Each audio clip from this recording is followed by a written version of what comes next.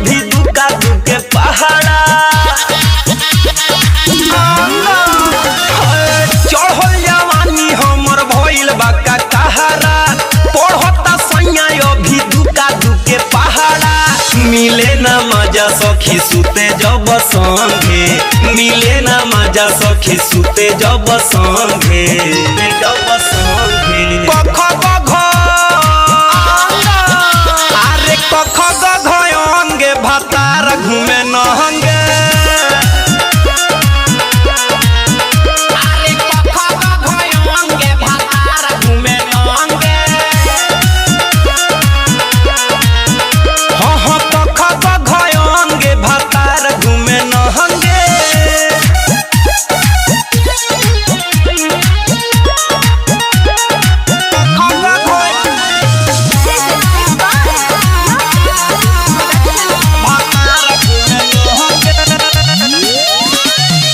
चौसे ना चढ़ेला छो से छुएला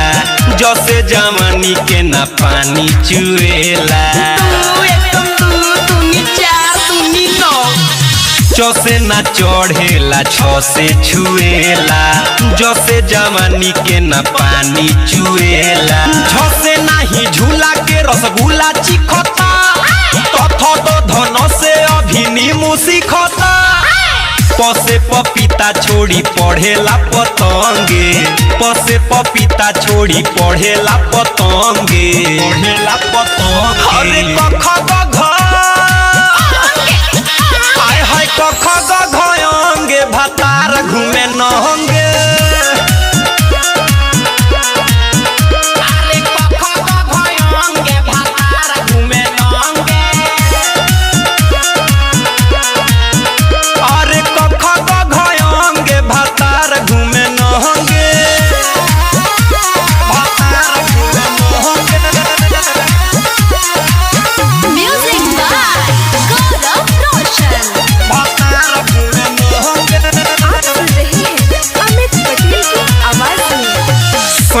हमारो बाबे मिलल चोहा कहो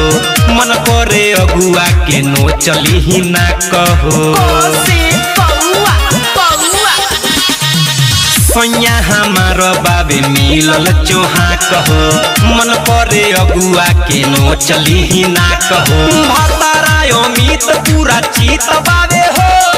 परदीप दीवाना ओकर हित बाबे हो करेला काम सब सखी रे बेढंगे करेला काम सब सखी रे बेढंगे अरे कख गघ कख गघ अंगे भातार घूमे नहंगे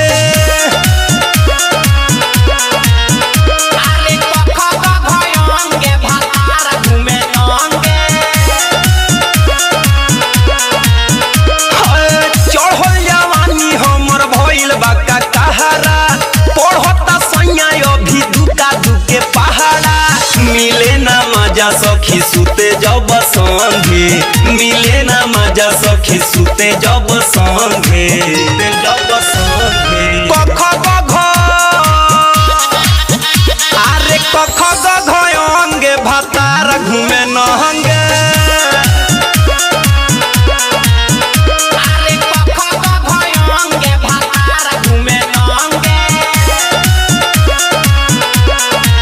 रे दादा कख गघ अंगे भातार घूमे